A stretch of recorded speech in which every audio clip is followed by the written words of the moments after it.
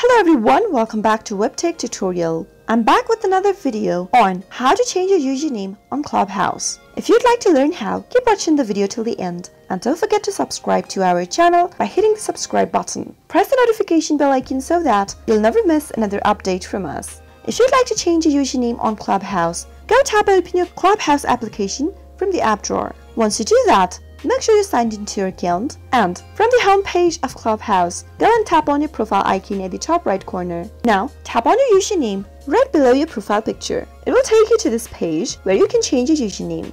Erase the username and simply type in the new one that you'd like to use. After you're done, tap on update. Make sure you're trying to change the username you really like, since once you change your username, you won't be able to change it for a while. So tap on looks good after you are done and you are sure you'd like to use this username from the pop-up, and then you have successfully changed your username for Clubhouse profile. That is how it is done. I hope you found the video to be helpful. If you did, go ahead and give us a thumbs up. Comment down below in the comment box if you have a question or a feedback for us. I'll soon be back with more tutorial episodes. Goodbye till then.